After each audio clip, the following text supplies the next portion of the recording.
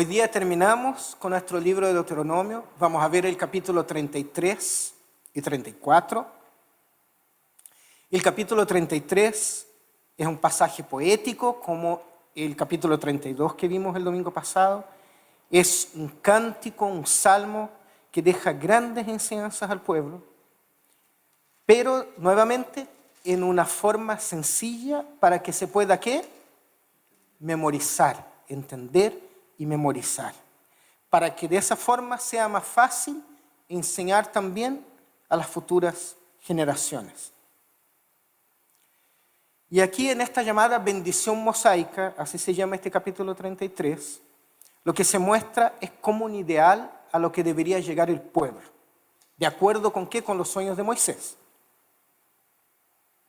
Y el pasaje, si quieren buscar en sus Biblias, nosotros no vamos a leer todo, tenemos que ver el 33 y el 34, pero el pasaje muestra a Moisés entregando diferentes bendiciones a cada una de las tribus de Israel.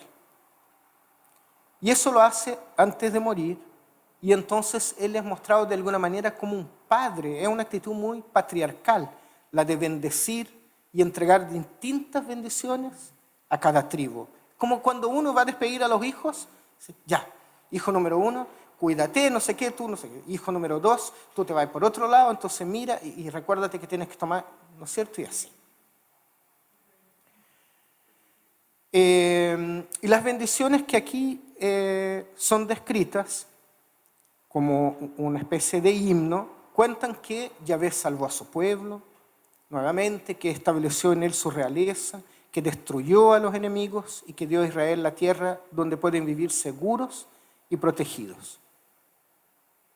Pero aquí nuevamente, aunque quien entrega la bendición es Moisés, el protagonista último de este poema, y que es la gran referencia para todas las tribus, no es Moisés, sino que es Dios mismo, es Yahvé, porque es Moisés el que entrega las bendiciones, pero esas bendiciones emanan de Yahvé. Y quiero invitarlos a que leamos el verso 12. Se nos va a proyectar el verso 12. Es una bendición muy corta para la tribu de Benjamín. Y dice así, yo lo voy a leer en la versión NBI.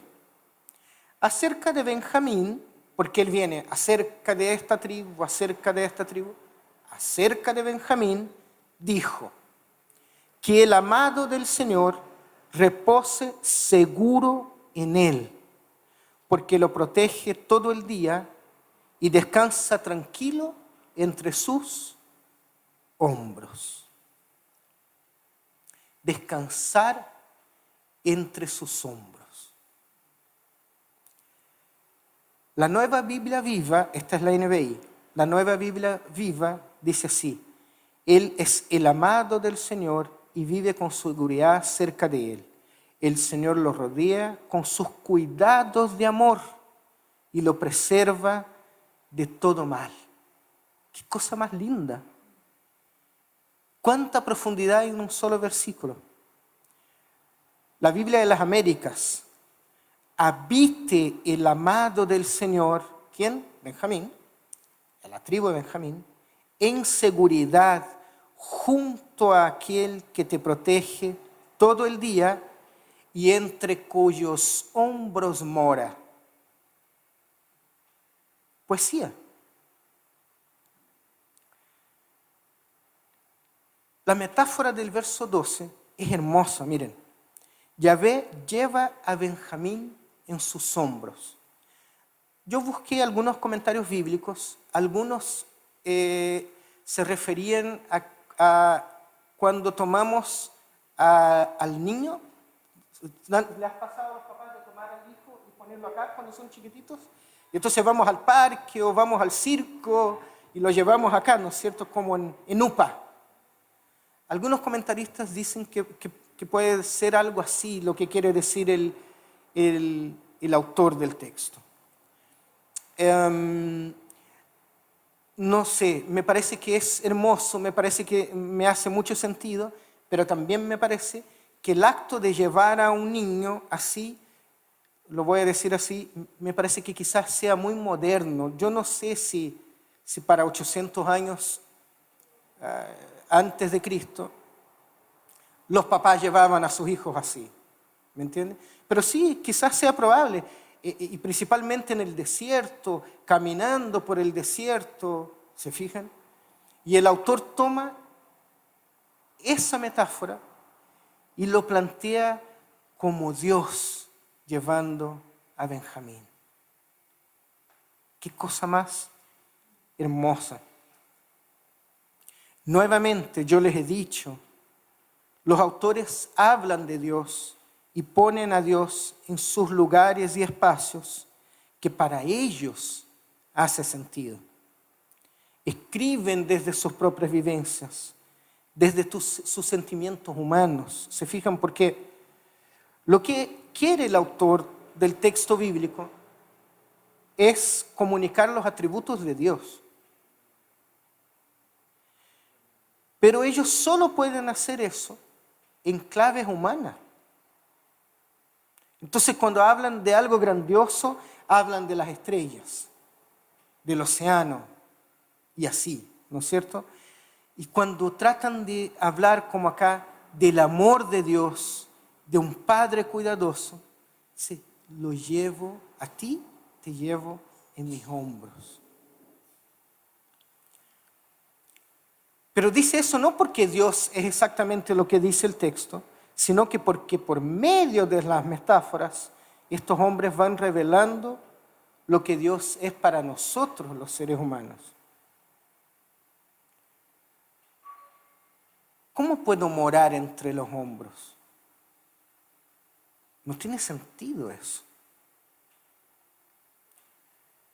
Pero sí entre nuestros hombros, el texto adquiere sentido cuando pensamos en que la morada que tenemos entre nuestros hombros son nuestros brazos, nuestro regazo. Y quizás el autor entonces esté diciendo, Dios a Benjamín y a nosotros hoy día nos lleva en sus brazos. Porque la verdad es que no hay lugar más seguro, más protector, principalmente cuando somos niños, que los brazos de un padre o de una madre. ¿Cierto que sí? También quiero rescatar el hecho de que Dios le habla a todas las tribus, bendice a todas las tribus, porque para Dios las tribus eran diferentes, pero todas eran recibidoras de su misericordia. Y eso me hace pensar en nosotros a veces. Podemos aplicarlo de distintas maneras. Pero me hace pensar en nuestro cristianismo hoy día y cuando nosotros hablamos de nuestro cristianismo. Y muchas veces hacemos separaciones entre las denominaciones, por ejemplo. Entonces decimos, esta denominación, esto. Esta otra, esto. La de allá lo hace así. La de acá lo hace así. Claro que la Alianza Cristiana Misionera es la mejor. Por eso estamos acá. Y no estamos allá. Y de alguna forma entonces nos creemos especiales y distintos a los demás. Pero recuerden algo. Para el momento en que Jesús estuvo con nosotros, nuestras denominaciones no existían. Nuestros dogmas no existían. Nuestra liturgia no existía. Y es más, nuestras Biblias también no existían.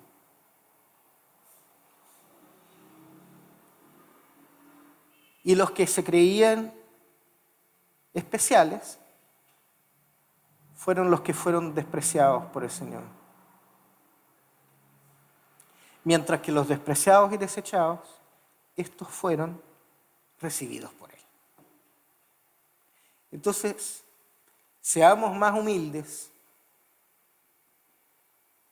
y más tardíos en juzgar a los demás y en juzgar las distintas denominaciones que hacen parte de estos diferentes cristianismos que vivimos hoy día. Porque la Alianza Cristiana Misionera es, podríamos decir así, es un cristianismo más dentro de los cristianismos que están hoy día. Y quiero invitarlos a leer, tenemos 3 lecturas hoy día, quiero invitarlos a leer los últimos versículos de este penúltimo capítulo. Vamos a leer Deuteronomio 37, 27 al 29. Otra metáfora más, o otro sentido más.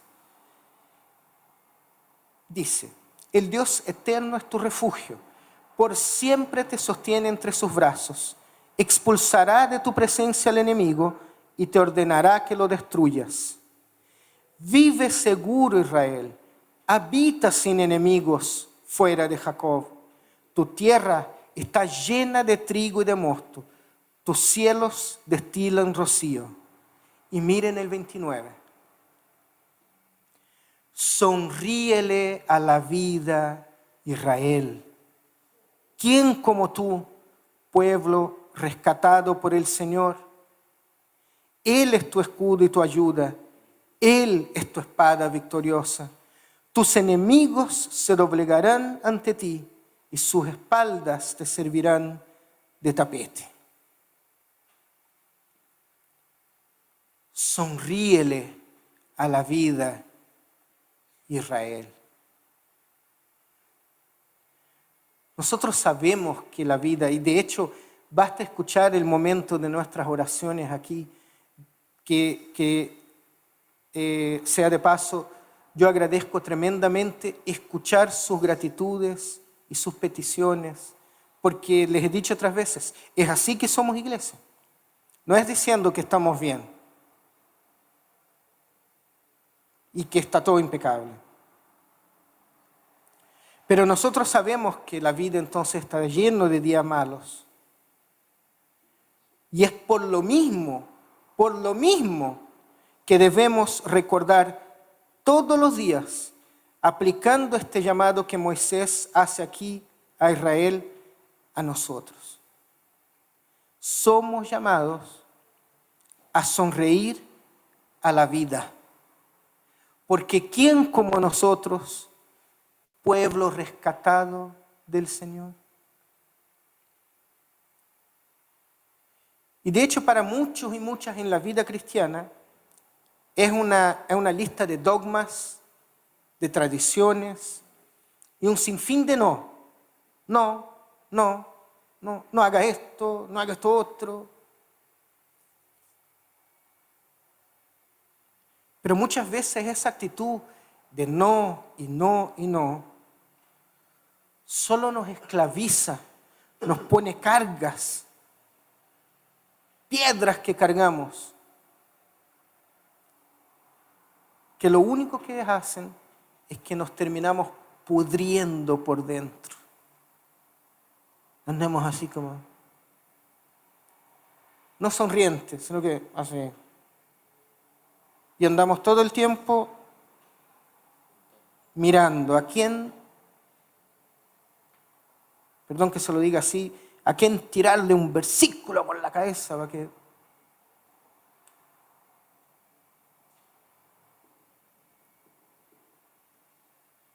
Pensaba en lo que iba a predicar y pensaba en las palabras de la Paola. Sonríele a la vida. Sonríele a la vida.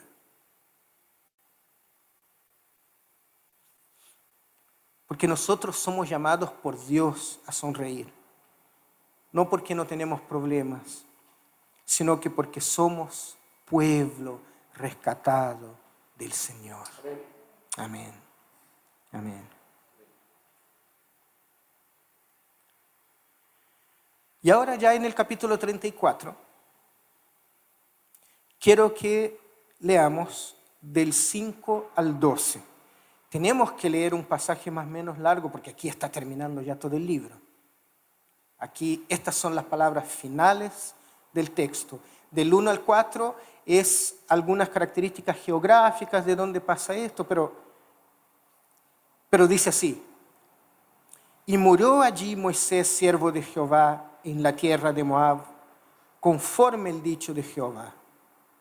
Y lo enterró en el valle, en la tierra de Moab, enfrente de Bet-peor, y ninguno conoce el lugar de su sepultura hasta hoy. Interesante. Era Moisés de edad de 120 años cuando murió. Sus ojos nunca se oscurecieron, ni perdió su vigor. Interesante. Y lloraron los hijos de Israel a Moisés en los campos de Moab 30 días, y así se cumplieron los días del lloro y del luto de Moisés. Y Josué, hijo de Nun, fue lleno del espíritu de sabiduría, porque Moisés había puesto sus manos sobre él, y los hijos de Israel le obedecieron e hicieron como Jehová mandó a Moisés. Y aquí tiene como palabras le tira flores a Moisés, ¿no es cierto? Porque al final se está terminando el libro, y de hecho este libro cierra el Pentateuco todo. Entonces dice: y nunca más se levantó profeta en Israel como Moisés, a quien haya conocido Jehová cara a cara. Nadie como él en todas las señales y prodigios que Jehová le envió a hacer en tierra de Egipto, a Faraón y a todos sus siervos y a toda su tierra. Y en el gran poder y en los hechos grandiosos y terribles que Moisés hizo a la vista de Israel. Y se termina Deuteronomio.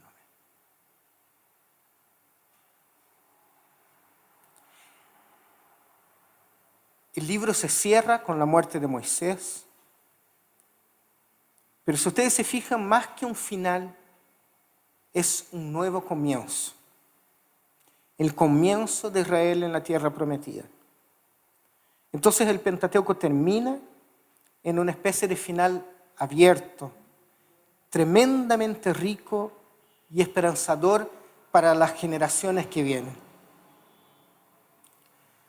Nosotros, de hecho, podríamos decir que Deuteronomio de alguna forma actualiza y hace siempre presente las promesas de Yahvé al pueblo, porque en realidad, y nos pasa con nosotros también, siempre hemos estado en un camino. Nosotros siempre estamos caminando también. Aquí no es el pueblo. Este pueblo camina, sí, y nosotros no. Nuestra vida no es un constante camino, entrando y saliendo de la tierra prometida. Entonces, caminemos con el Señor, porque entramos y salimos de la tierra prometida en función de nuestra mayor o menor fidelidad a Yahvé y a su ley, tal como sucedía con ellos acá.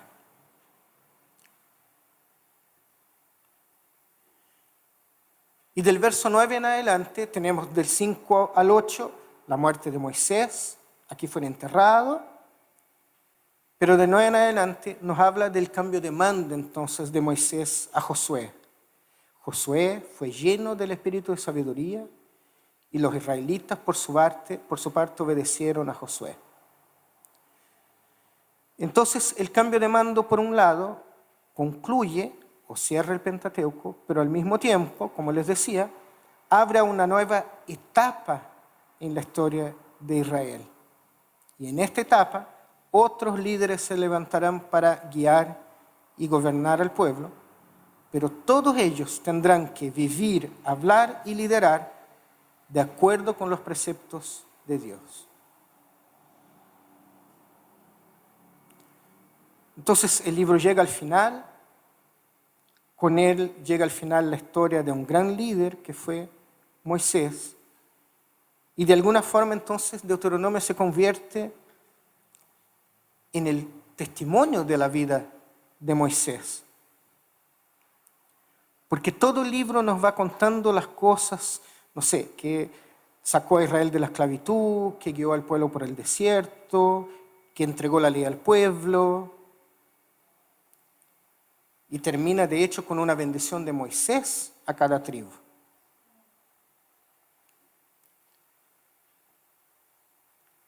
Entonces, al final, Moisés fue un siervo obediente que acompañó a la generación del desierto y aunque no entró en la tierra prometida, preparó y comisionó a Josué para sucederle como el líder que venía.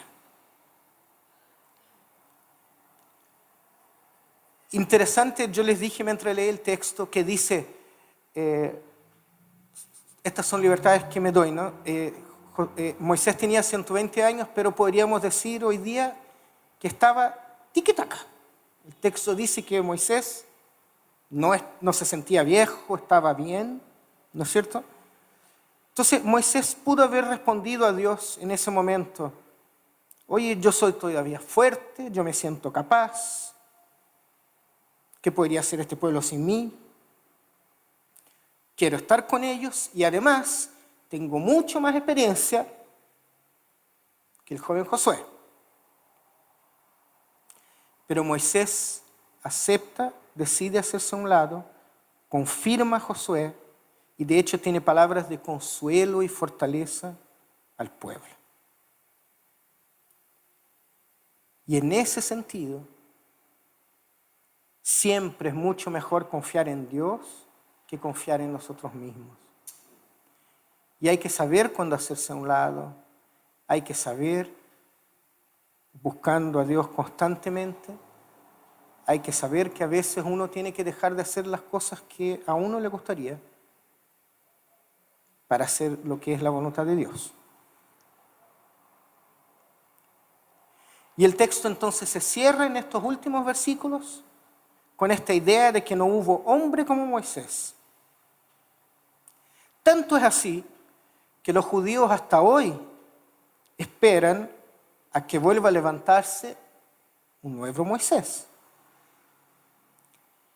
Pero nosotros aquí, en este salón y ustedes en sus casas, sabemos que el que se levanta después, Jesús, no es como Moisés. Es mucho más superior a Moisés. Es Dios mismo hecho carne. Y déjenme decirles algo. Nada ni nadie es superior a Jesús. Y en ese sentido, les quiero decir que sin importar las muchas vueltas que demos en nuestras vidas, ir y venir,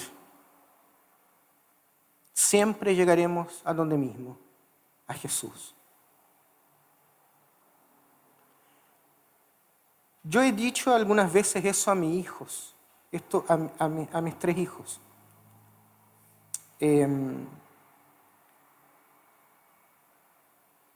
Les he dicho, no importa dónde tú vayas o con quién tú estés, no te olvides de quién tú eres y que Dios está ahí contigo. Porque cuando los hijos uno los despide en la puerta de la casa, al colegio, a la universidad, a la plaza con los amigos, al cine, de ahí en adelante no sabemos con quiénes están realmente. O qué están haciendo, qué les están ofreciendo. Y lo mejor que podemos decir a ellos es esto entonces. Tú puedes dar las vueltas que quieras en tu vida, pero siempre vas a llegar a donde mismo. En el Dios crucificado, Jesucristo de Nazaret, en el Dios resucitado, creador del cielo y de la tierra. jóvenes, adultos, niños, ancianos, demos la vuelta que queramos en la vida, el Señor sigue siendo el mismo y va a seguir siendo el mismo siempre. Amén. Y la última lectura, en relación a lo mismo, el libro de Hebreos en el Nuevo Testamento, capítulo 3, versos del 1 al 6. Hebreos 3, del 1 al 6. Por lo tanto, hermanos, ustedes que han sido santificados, aquí cambia completamente la cosa, ¿no es cierto? Estamos leyendo Hebreos. Esto está escrito para una comunidad cristiana. Este no es el pueblo que está en el desierto, esta es otra narración de otro autor, para otros tiempos y para otro público. ¿Sí? Por lo tanto, hermanos, ustedes que han sido santificados y que tienen parte en el mismo llamamiento celestial, consideren a Jesús apóstol y sumo sacerdote de la fe que profesamos. Él fue fiel al que lo nombró, como lo fue también, ¿quién? Moisés, en toda la casa de Dios. De hecho, Jesús ha sido estimado digno de mayor honor que Moisés, como el constructor de una casa recibe mayor honor que la casa misma. Porque toda la casa tiene su constructor, pero el constructor de todo es Dios. Moisés fue fiel como siervo en toda la casa de Dios para dar testimonio de lo que Dios diría en el futuro. Cristo, en cambio, es fiel como hijo al frente de la casa de Dios. Y esa casa somos nosotros, con tal de que mantengamos nuestra confianza y la esperanza que nos orgullece. Para este pueblo de Deuteronomio, efectivamente, no hay nadie más grande que Moisés. Pero para nosotros hoy, Moisés fue un hombre usado por Dios, pero sigue siendo un hombre, mientras que Jesús es Dios mismo hecho carne, es el Hijo del Dios Altísimo y es el Logos, la palabra creadora de todo el universo. Porque fíjense acá qué interesante. Muchas veces se interpreta mal la Biblia porque no sabemos leer el Antiguo Testamento. Y cuando lo leemos mal, no sabemos dónde meter, por ejemplo, los pasajes que vimos en que hablaba de guerra, por ejemplo. O en que hablaba, ¿se acuerdan? Vimos algún pasaje que hablaba de la mujer violada. ¿Qué hay que hacer con la mujer violada? Hay que castigar al que lo violó, así que usted se va a casar con ella. ¿Cómo leímos esos pasajes? Pero no por eso vamos a hacer el quite al texto bíblico.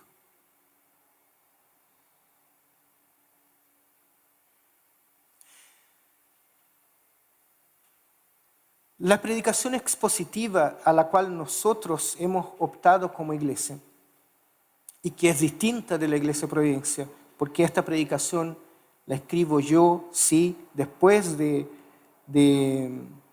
juntarme con otros pastores y pastoras. Pero no sé si han hecho el ejercicio de ver la predicación de la Iglesia Providencia en la semana, sobre el mismo texto. Es completamente distinto, porque el otro pastor predicó otra cosa y muchas veces puso el énfasis en otra parte del texto. Pero lo que quiero decirles es que aunque la predicación es positiva, es difícil y es compleja, nos obliga a predicar lo que es palabra de Dios.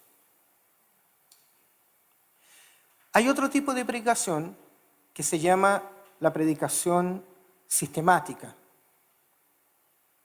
que viene de la teología sistemática. Entonces yo puedo decir, por ejemplo, el amor. Busco versículos en la Biblia que tengan que ver con el amor y entonces preparo una reflexión. O por ejemplo, en la iglesia hay mucho chisme. No, en mi iglesia en este momento hay muchos chismes. Entonces voy a predicar en contra de los chismes. Entonces busco los pasajes que hablan sobre los chismes, los que a mí se adecúan a lo que yo quiero comunicar, por supuesto, y eso predico. No hay nada de malo en eso, nada de malo. Pero corro el riesgo de comunicar a la iglesia lo que yo quiero comunicar a la iglesia y no lo que la palabra de Dios lo dice. Porque lo que hice fue usar la Biblia como una excusa, buscando que respalde lo que en realidad yo quiero comunicar. Y entonces ahora les digo, terminando el libro de Deuteronomio, nos costó. Leíamos comentaristas, conversábamos entre nosotros y nos costó. No fue fácil. Pero yo les pregunto a ustedes, después de casi un año, ¿cuánto aprendimos de Deuteronomio? ¿Cuánto nos habló la palabra de Dios? Así que no hagamos el quite en leer nuestra Biblia, no hagamos el quite en aprender, en educarnos, en participar de nuestros cultos y de nuestras academias bíblicas y de nuestras escuelas dominicales. Porque solo de esa manera es que nos vamos a hacer el quite a los textos difíciles, sino que los vamos a ir y los vamos a buscar y los vamos a entregar. Porque en toda la Biblia hay bendición y hay palabra de Dios. ¿Cuál es la clave? La clave es que tanto Nuevo Testamento como Antiguo Testamento habla de Jesucristo el resucitado.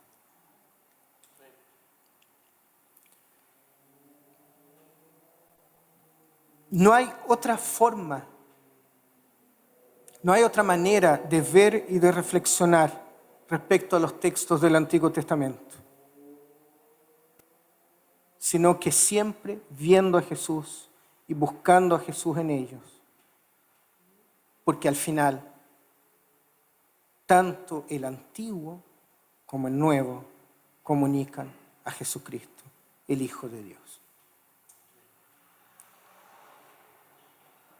Y con esto termino.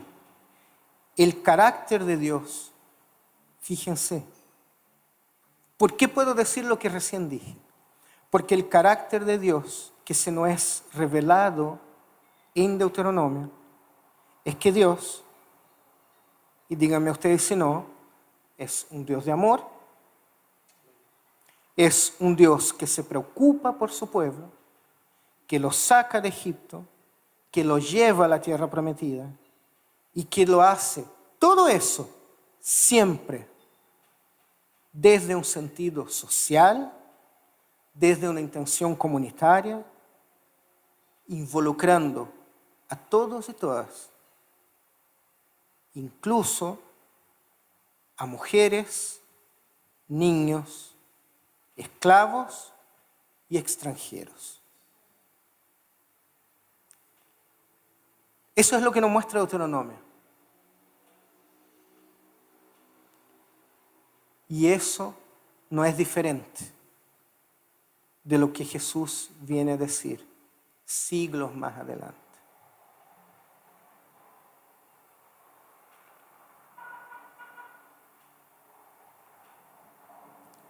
Terminamos este libro de Deuteronomio hoy día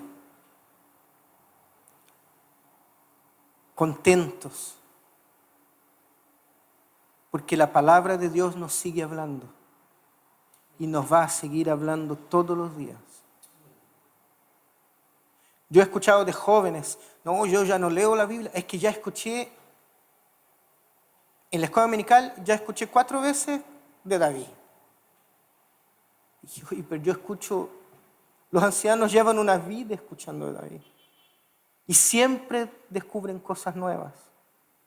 Siempre la palabra aflora con frescura, con gracia en nuestros corazones. Porque es palabra de Dios. Es palabra sagrada de Dios. Querido Padre, queremos darte gracias en esta tarde, Señor, por terminar este libro, por terminar este estudio del libro de Deuteronomio, Señor. Y queremos darte gracias por todas las riquezas que encontramos en él, Señor. Por los tesoros que fuimos descubriendo en cada capítulo, Señor. Darte gracias, Señor, por cada joya, por cada perla, Señor, que fuimos descubriendo al ir profundizando en el estudio, al ir entrañándonos en tu palabra, Señor. Aunque hubieron momentos en que nos costó, Señor.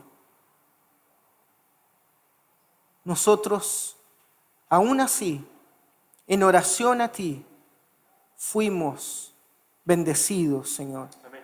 Porque lo leímos con el sentido correcto, Señor. Y lo leímos buscando y encontrando en el texto un Dios de misericordia, un Dios celoso, un Dios de amor.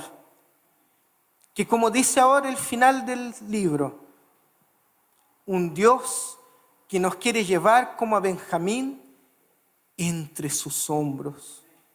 Un Dios que gracias a su salvación nos puede decir, sonrían, sonrían a la vida. Sonríele a la vida, oh Israel. Sonrían a la vida, pueblo de Dios. Sonriamos nosotros hoy día por la gracia de nuestro Señor. Gracias te damos, Padre.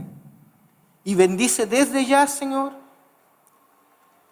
las predicaciones, las reflexiones que vamos a empezar a entregar relacionadas a los milagros de tu Hijo Jesús. Gracias te damos por esta iglesia, Señor. Gracias te damos por tu amor incondicional, Señor. Amén. Bendice a nuestros niños, jóvenes, adultos y ancianos, Señor. Y que nos recordemos todos los días de nuestras vidas, Señor.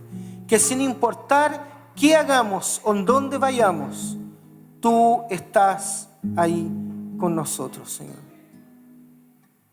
Oramos a ti, Señor, en el nombre de Jesús. Amén.